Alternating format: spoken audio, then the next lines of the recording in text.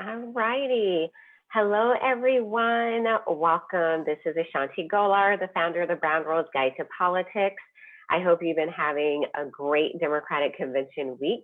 Even though it's been virtual, I feel it's still been very busy and lively and also historic. And I'm really excited for today's chat. We're going to be speaking with Nevada State Senator Yvanna Cancela, who is from my hometown. As you all know, I'm a proud Nevada girl, even though I've been in DC for a bit. And I'm such a huge fan of hers. And I'm so glad that she can join us today to talk to us about her political story, the importance of the 2020 election cycle, and the political power of Latinas. So Senator Cancela, thank you for joining us today.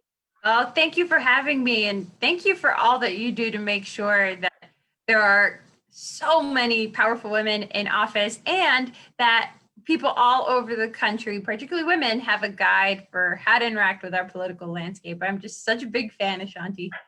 Oh, thank you. Thank you. The feeling is so mutual. I remember when I got the email, I was just fangirling when we got connected. And to introduce you, to those who don't know you, to the BGG community. So first I want to start with, as I mentioned, it's convention week. They kicked off Tuesday night with this awesome montage of rising stars in the Democratic Party, and you were featured. So tell us a little bit about your political journey. Yeah, I tell people that I'm an accidental politician. This isn't what I dreamed about as a little girl. And I spent most of my career on the other side of the political wall as an operative at running campaigns, and have seen enough people go through the rigor and the challenges that come with campaigns to know that it was not necessarily for me.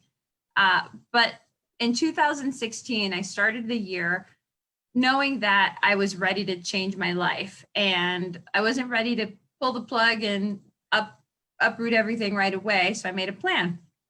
I thought, okay, this is going to be my mic drop year. I'm going to go through this year as my last major election cycle. I was the political director of a large labor union at the time, so thought we'd crush it.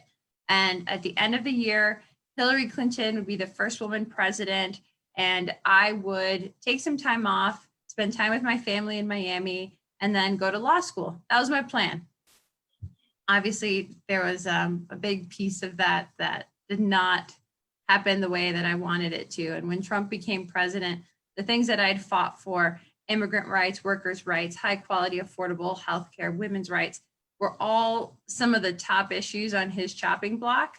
And I felt a moral responsibility to do more than I'd done. And there was an opportunity to be appointed to the state senate because my state senator became a congressman, and a nonprofit that I'd been on the board of and that I felt really passionate about needed an executive director.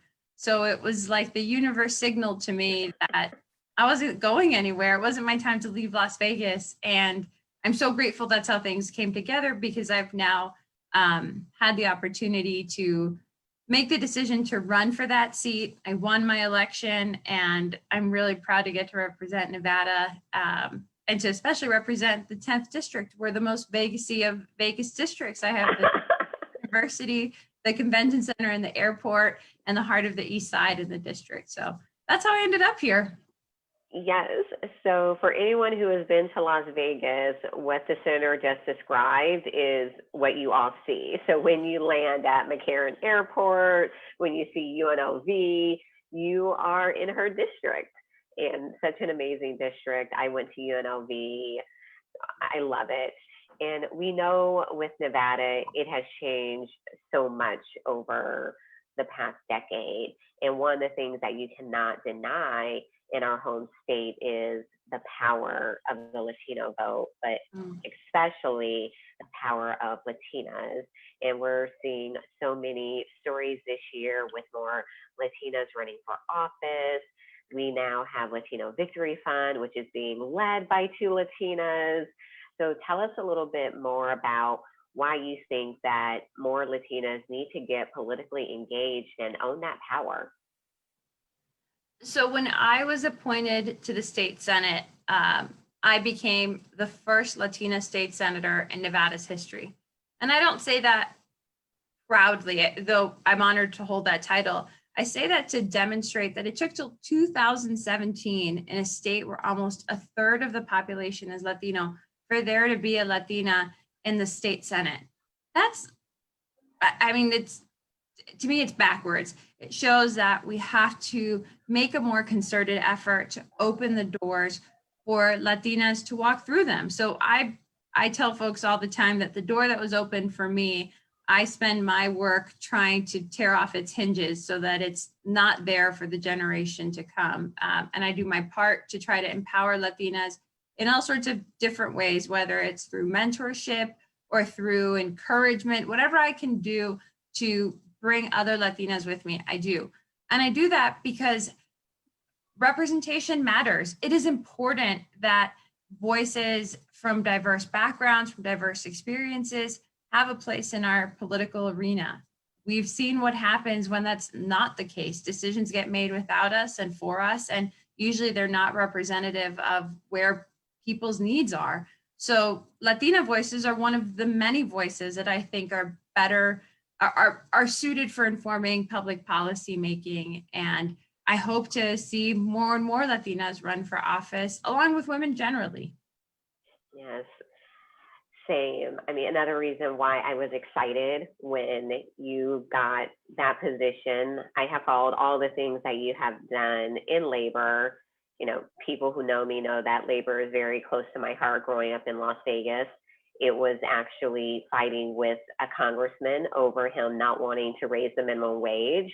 That really led for me to get politically involved. And we also know that Nevada gave the country the first Latina in the United States Senate. So proud of my home state that we have some firsts, but we know we still have a long ways to go. And I want to talk to you about this election cycle. You are one of the top surrogates for the now Biden-Harris ticket. What made you really want to support this campaign? I mean, you have your own thing going on with being an elected official, but why devote so much time to the presidential election cycle? I didn't realize just how much the instability, to put it lightly, the hate, to put it more forcefully, coming out of DC was affecting my mental health until night number one of the convention this week. And there's videos of people reading from the Constitution, and I'm just just sad tears on my couch. And it was like, I had not grappled with that. And that feeling is a reminder to me of just how urgent this election is. And that's very personal, right? Like that's an emotion. That is not even to say, it doesn't even begin to scratch the surface of the policies that are on the ballot, whether it's workers' rights, immigrant rights, women's rights. I mean, anything that you care about, Donald Trump has moved backwards, and we all have to do our part to just get back to stability. And when, rewind back to the primary, which feels like 100 years ago, I had gotten a number of phone calls from different candidates who very graciously reach out and ask for advice on Nevada and what can I do to earn your support and campaign. And I'd met Vice President Biden all the way back in 2012 when I was still working with the culinary. And I had this experience with him that I thought was so, earnest is probably the best word to describe it, where we were backstage before one of these big rallies and he was chatting with workers, and it was like the rest of the room disappeared. He was fully engaged. He wanted to know them. And as someone really young in politics, I found that really inspiring. And I didn't see it a lot in my career as I went on. So the vice president called, and I already felt this in my gut, but he, asked some questions about Nevada. And I said, Mr. Vice President, I'm going to interrupt you. There are two pillars for me in politics, and it's leadership and loyalty. I don't think anyone who has put their name in the ring has done more for the Democratic Party than you. And I think you're the leader we need in this moment. So whatever you need, I'm in. And I still feel that way. I feel like he brings a decency and a sense of leadership to the White House that we desperately need. And then he affirmed all of that for me when he chose Senator Harris as his running mate. I mean, to go through the experience they had in the primary and to be able to have that kind of clash and still know that they are the best partnership to lead this country is so indicative to me of the kinds of leaders they are. And I'm filled with a whole new sense of inspiration, and I trust him, and I can't wait to call him president next January. I know. I feel the same way when I first met him. He does. He makes you feel like you're the only person in the room.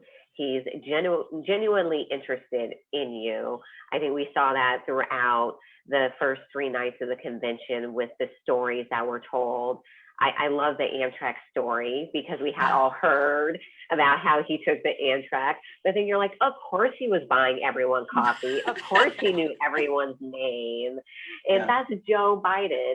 And even the first night, people were asking me what I thought about the convention. I was like, it was a very Joe Biden convention. Right. You could tell from the opening with his grandkids and the flow. I was just like, oh, he's so great. And I had the pleasure of working in the Obama administration, and they have the photos of the president and the vice president. And whenever you pass by Joe Biden's photo, he has this big smile on your face. It's like, how can you not smile back? Like, it's a dang on photo. But I'm like, I'm just smiling. Because he even has that, he has an impact on you even via a photo. And Wednesday night, I call it ladies' night. Yeah. It was amazing. Obviously, I love the montage of all of the women elected officials, just to see the historic number of women in Congress, the women at the state level, Black, Brown, Indigenous women, and then to end with a historic nomination of Senator Harris. Like, it fired me up. Obviously, it was my element. It was everything that I love. I'm like, you're giving me Warren, you're giving me Harris, you're giving me Clinton. Amazing. And all of those women have done so much by running for office. So what advice would you give to the women who are thinking about running for office? So I have some less tangible things and then some tangible things. 2 intangibles that I tell every woman who's thinking of running for office, and it's, you will never have the perfect time. It will never be that everything lines up the way you think it will. If you already have that fire that says you want to do this, just do it. Things will work themselves out. So don't look for the perfect, look for the opportunity.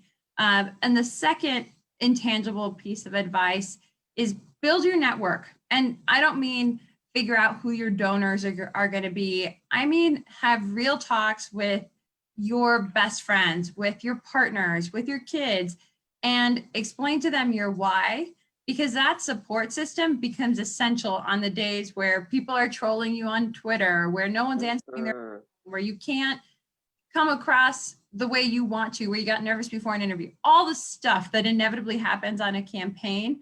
Your support system holds you down because they understand why you want to do it. And if they're already in your support network, they are probably already ready to tell you that you should be running for office. So find your crew. And then 2 practical, more tangible pieces of advice. In every city, state, even all the way up to the federal level, there are lots of boards that aren't elected, but that have power over issues that you can get appointed to as a way to test that feeling you have. So maybe you want to run for office, but you're not totally sure what it looks like. Reach out to your local city council person or your local county commissioner and ask them for a list of boards that have vacancies that they have the authority to appoint to, and apply. It could be your library board. It could be a local police community board. There are so many boards that often just get filled with the same people because folks don't apply. So look for local boards. And then the second is get to know your local elected officials. In Nevada, we are a citizen legislature, which means we meet every other year for 120 days. In between, I need a lot of help to be able to put together my legislative agenda, to understand what's happening in a community, in my community. I can only talk to so many voters and knock on so many doors or make so many phone calls. when people I represent reach out to me, I've had so many good ideas for legislation come out of that. And so getting to know your local elected officials, building those relationships, and understanding what they care about and offering to help in both policy and political settings goes such a long way in understanding what being in office looks like. But most importantly is don't sit on the sidelines. We need more women in office. We are not at equal representation yet, and we won't be unless women who are thinking about running do it. Yes, and I love what you said about boards and commissions, something I talk about all the time. And it's a perfect opportunity to get your feet wet and to learn more about the issues that you care about and to meet a lot of people who influence those decisions. So we're about to start the fourth night of the Democratic Convention, less than 80 days until Election Day. We know the top of the ticket is important, but we know we got to focus on those down ballot races too, because our state and local leaders matter. Tell us 2 or 3 things that you think people need to do until November 3rd to make sure that we get the country the elected officials that we deserve. We got to do the work. In the same way that you can't wish away weight gain during quarantine, for example. Like, we can't wish away Donald Trump. We got to do the work. And in this campaign environment, that means it means being willing to volunteer with your local campaign offices. So the easiest way, and I know we've heard this a million times during the convention, is to text Joe to 30330 because it plugs you into your local campaign network. Once you're plugged in, you should schedule call time every week the same way you do an important conference call or an important meeting. 1 to 2 hours a week of plugging in with the local campaign organizers who are from their community, who know their community, who can get you plugged in to talk to your friends and neighbors, to other voters about the importance of this election. That makes a difference, a huge difference. So volunteer. And the second is be very clear about what the voting process is like where you live. Trump is trying to instill fear by convincing people that their vote won't matter, that the Postal Service won't deliver it, that mail-in voting is rampant with fraud. He is doing everything he can to change the rules of the game because he thinks he can't win the game. And that means it's on us to disseminate correct information. So get to know how voting works in your state in case they're in the event that you're in a place like Nevada where there have been changes to the voting laws. Get to know those so you can answer basic questions of your network. And if you're standing in line at the grocery store, 6 feet apart from the person in front of you, and you can overhear them talking about the election and how the mail-in voting is rampant with fraud, you can loudly yell across the 6 feet barrier and let them know that's not true. So those 2 things are how we win. Love it. State Senator, thank you so much for your time. And please tell everyone how they can keep up with you and the fabulous work that you do. I have everything but my social security number online. It's kind of times, but my cell phone number